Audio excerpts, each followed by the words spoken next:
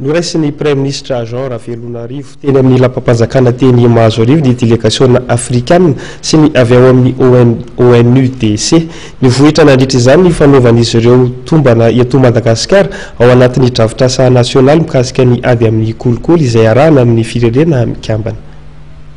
Délégation mafonja iraka avy amin'ny firenena mikambana ny tonga eto amintsika natateraka iraka tombana.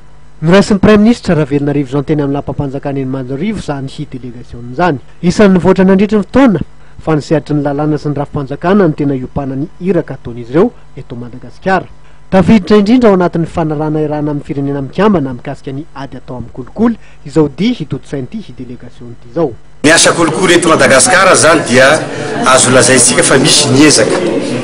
Za moa tsy dia fombako ny miteny hoe tsy misy ny zavatra natao, misy niezaka iarahantsika mahita fa mbola mila manao ezaka indray bebe kokoa isika fa amin'ity manday indray mitoraka ity zany a satria efa tafiditra ao anatin'ny plan national de développement zay programme anasa plan napetraky ny filoham-pirenena hampandrosoana ny Madagasikara manomboka amin'ny 2024 ka hatramin'ny 2024 ny fiadivana amin'ny kolikoly.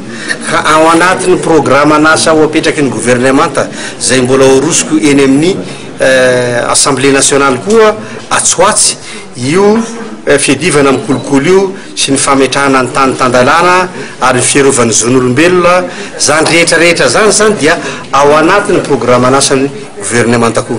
Zany hoe tafahoana ny tisiny manina amin'izay zavatra zay satria ny filoham-pirenena maniry an'izay fiadivana amin'ny kolikoly zay ary ny gouvernemanta koa dia anao ny ainy tsy ho zavatra. Araka ny fanampanazavana ny meny bromaly io tena miady amin'ny kolikoly dia herinandro eo ny iraka totosain'ity délégation ity eto Madagasikara ahafahany manao fanadidina.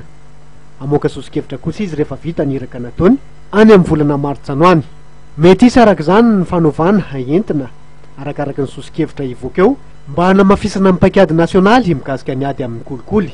Efa ho folo taona tokoa ny drafitra misy eo am-pelantanan'ny Malagasy ary mety tsy araka intsony ny fiovan'ny toetra raha-pirenena izy io.